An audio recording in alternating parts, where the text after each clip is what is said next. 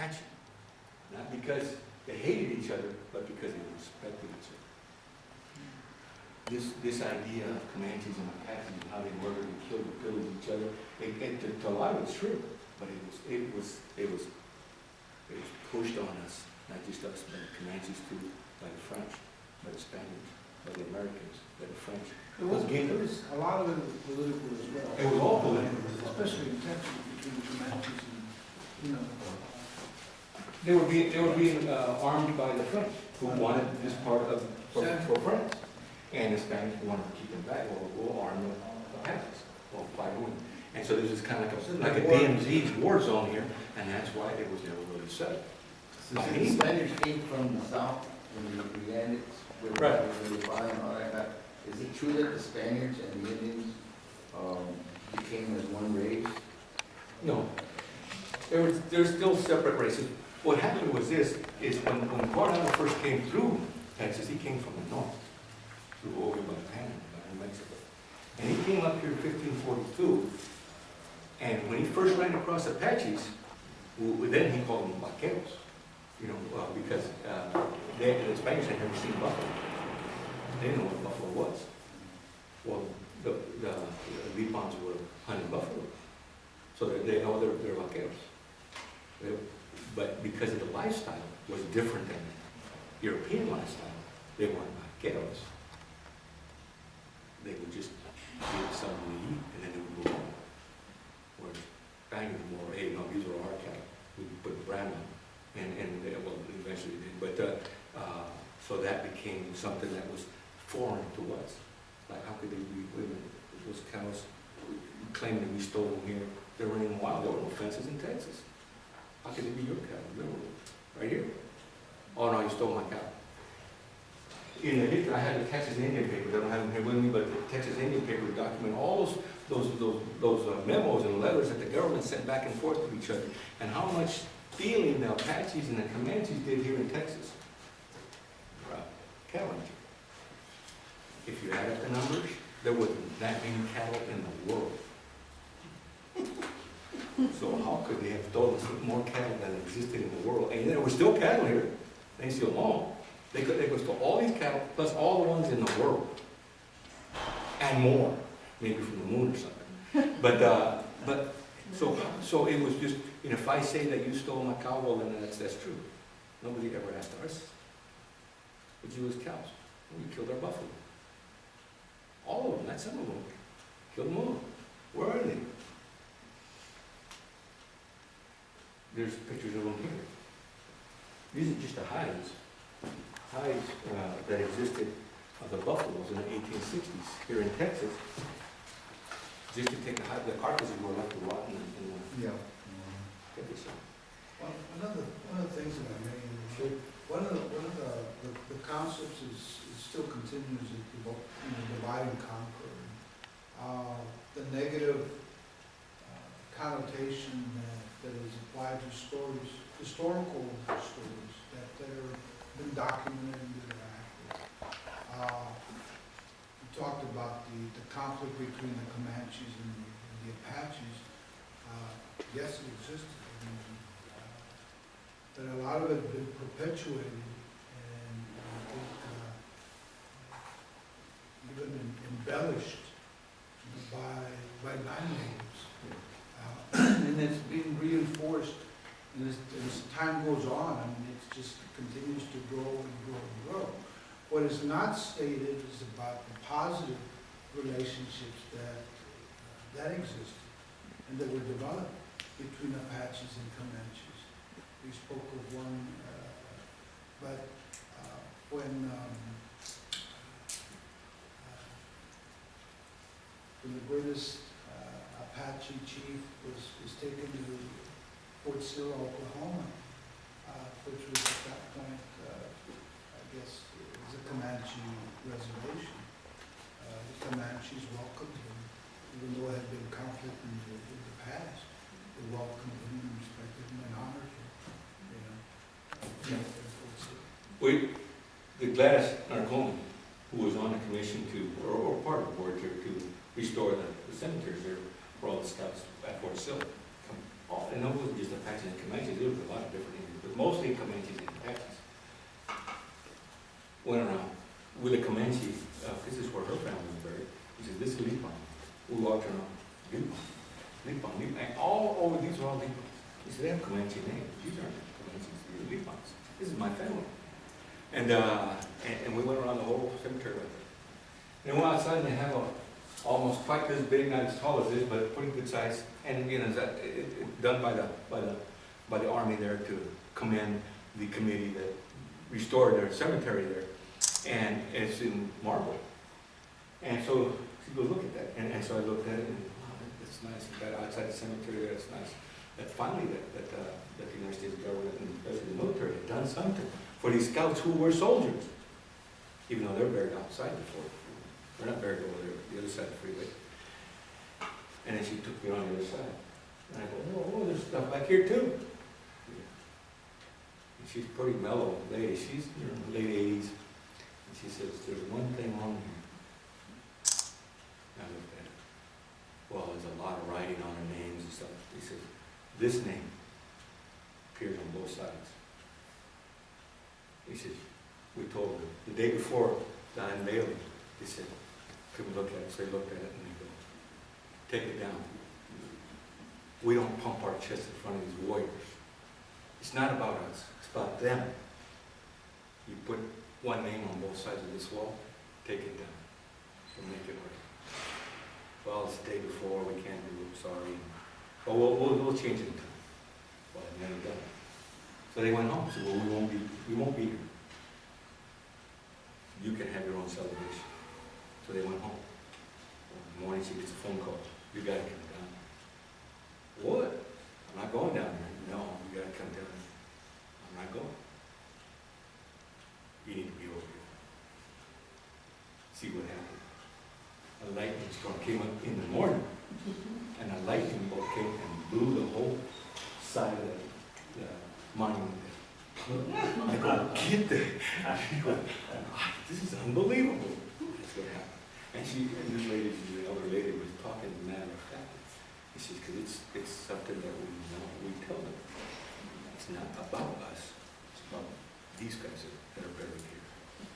And we're making us more important than their names are on it twice. Why is our name on here twice?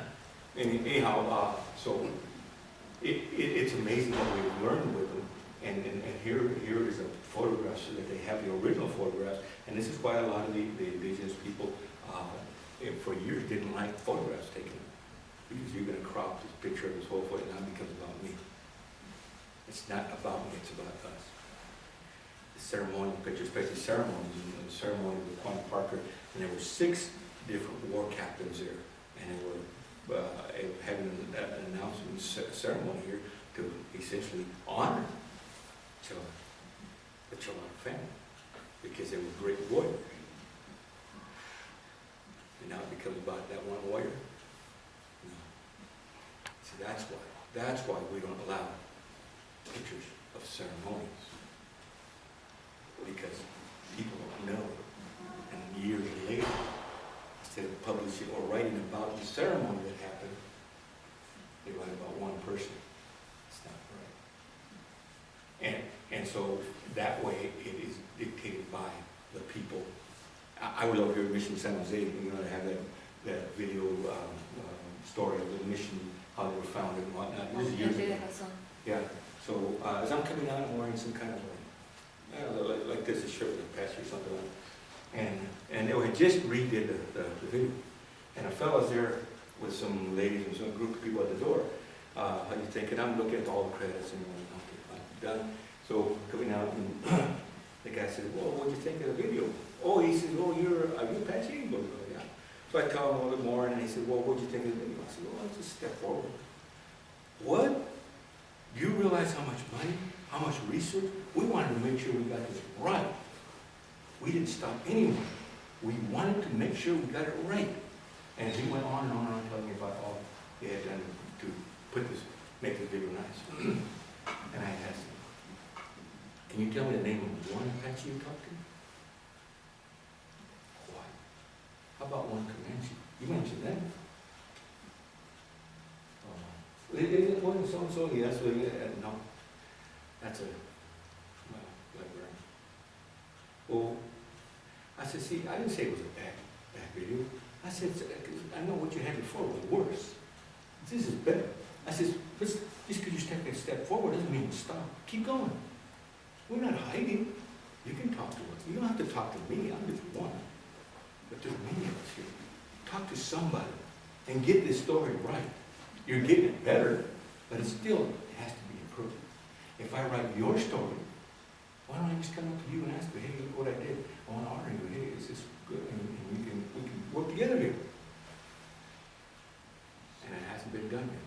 And it's still not being done. We're making progress, but progress, you know, it takes forever. The first time I went to Fort Clark, you know, where a lot of this stuff happened for us, or started, and so I'm actually, before I went there, I was at my aunt's house, and this was my dad's aunt's house, it was my granddad, and so she owned property there in Fort Clark Springs. They were going to retire there or whatever, but they never did. So they get newsletters. And she goes there, because she does an Eagle Pass. She says, you know what they say there about Fort Clark? They have this Calvary Days over there. You know what they say about the Apaches? Oh, I can imagine. And then so he started telling me a few things. Oh, that's not true. I go, well, that's not right. And then finally she got really bad. I go, oh no, somebody needs to correct that. That's way off.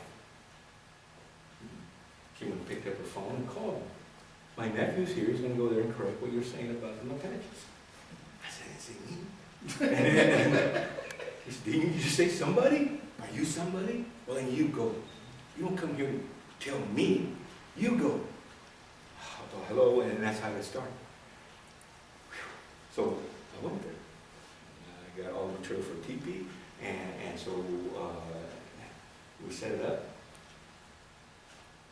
And I have my great-grandmother's metate out there. We take them with us.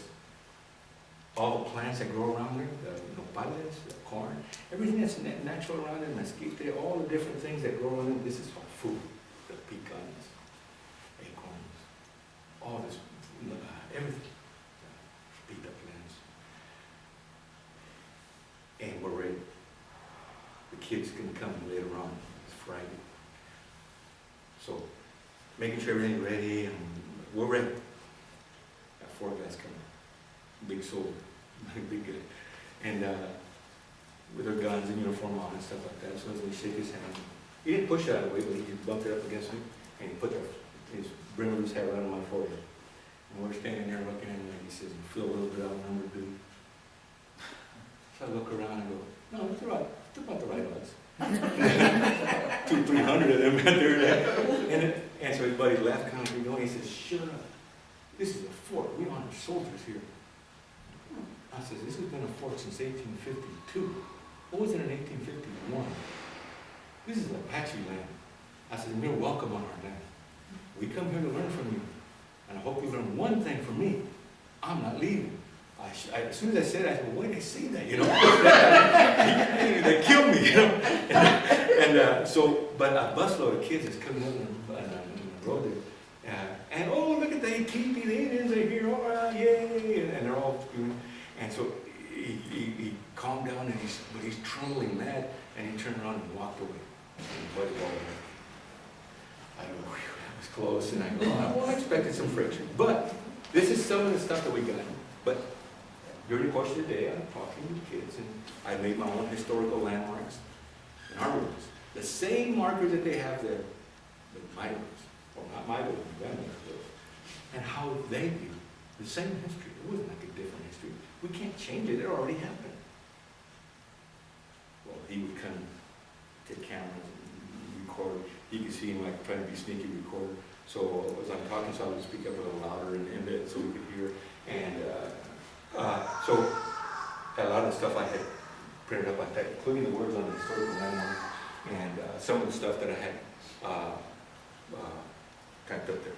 So people could take it, especially the teachers could take it with them. I gave it to him too. Well, at the end of the day, he's there. I put stuff away because Texas, you know, thunderstorm. And so I look, and I see him there, oh, and he's got this, he's standing by from here, you there? Oh, well, let's finish this off. But he's by himself this time, so I have a chance here. And so I walk up to him, and as he gets, as I get close, I'm wearing regalia for Apache, moccasins and whatnot. And he looks up at me, and he's crying. Kind of surprised me, and he can't talk anymore. He tries talking and can't. And then he finally composes himself. He said, you know, I came to apologize. He says, but that's hard. I don't know what to say. I said, well, shake on the strength it took for you to walk up and say what you did. I said, because we're the Apaches, we honor strength, not weakness. And so we shook. You know what? They kept my teepee poles in the shade, oiled, for the last 7, 8 years. And we developed some friendships there that go beyond that. Our mannequin, I donated a regalia that I wrote, actually that day. There, I said, under one condition, I write the words that describe that after serving as those Apaches and Comanches and all of the Indian tribes here in Texas that served with the cavalry here in Texas and all across the United States, that once they didn't need them anymore, they sent them all to prison. All of them. More Fort Marion. They sent them all to prison so they would get the point that you're not Americans. That's why in 1924, up until 1924, none of them were citizens. They were just Indians. I don't know where they came from, probably here, but can't be citizens. So Congress finally had to pass an act to say, you know, they granted them citizenship. Can you imagine? But that's history, that's what happened. So how do we get all this information and how do we put our names to it, our family's names to it? It's a deal. I had a woman from Minnesota, and it turned out, you know, we're emailing back and forth. She saw me on Facebook, and we're emailing back and forth. But where did you get that you're Apache? Where, does it mention somewhere that you're Apache? She'd been researching years, and she hadn't been able to find her family. She's also from here. I said, well, you're not going to find it here or in census reports. You might, but chances are you won't. Go with the Texas Rangers. Maybe they arrested them. And when they arrested them for being Indian, for being Apache, for being Comanche, whatever Indian they were, they put it in that way. Now the record exists. And it's good for us now. And bad then, because they didn't treat them very well because of it. But that's a documented record.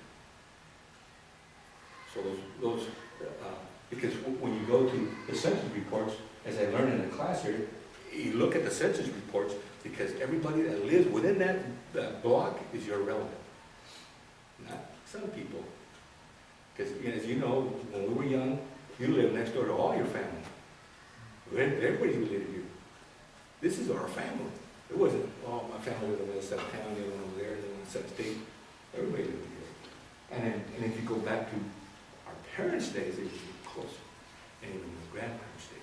So those census reports have become very important because you just can't find your family or your grandfather, but it's his sister, his brother, his cousin who lives next door to him, or up and down the block.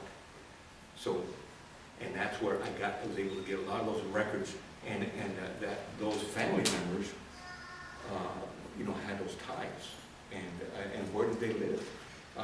Because a lot of the stories that we were getting from my parents, oh yeah, they lived here, were incorrect.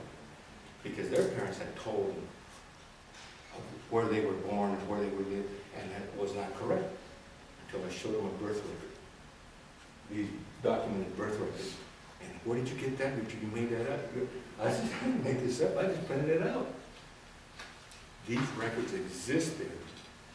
And a lot of them are dated wrong dates and stuff, because sometimes it would be like a year or even a month or 2 years later when they went and get their marriage or their kids' birth records, baptisms, and all these different things. My father's birthday was off by 2 years because they took that off my grandfather to go to and get that record documented. So my father corrected it in time, but a lot of those records aren't corrected. So we can't look at just 1 year. Oh, my great-grandma was born in 1866. You know, look at that 10 years before and after, because it has to, you have to expand your search. How do you find the Texas Rangers Or arrest Waco. records? Waco, you can do it online, or you can go directly to Waco. They have a Oh, we have a museum. history library. They have them here. But if you go to Waco, you have the main here by the way. Yeah. And What's one of it? No, Texas Rangers. the other thing is In this. Waco? They're in Waco. They're They have hid. an office here? They're hid. Yeah, right here by They the got a way. museum, and they got the. Yeah, by the way. I don't remember. But it's amazing how a lot of this stuff, because a lot of them are even our own families and people that we run across think they gotta go to, oh, I gotta go to Saltillo, or I gotta go to El Paso, I gotta go to all these different places to get my records from my grandpa. No, you can do it from here. It's cheaper if you do it from here, and you get the same record from here. I went over here to Our Lady of the Lake over here to the research center there and printed out 3 documents, kind of like these. I already had them. I had paid 15 cents for them to the Mormon church, and I paid $140 there. But I was going to get them just to make a point.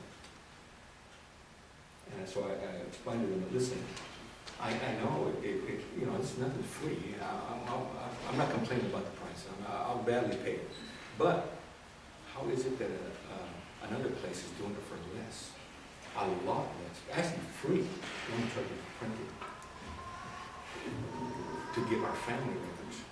Because I grew up with the idea that all those churches don't exist anymore. When they don't, most of them don't. All those churches that existed in the old buildings. Last weekend I was at the Camp Wood, where they have 2 missions there. Both of them were built for the Lipans, and both of them to the ground. They're just foundations there. But so who was born there? Who got married there? Who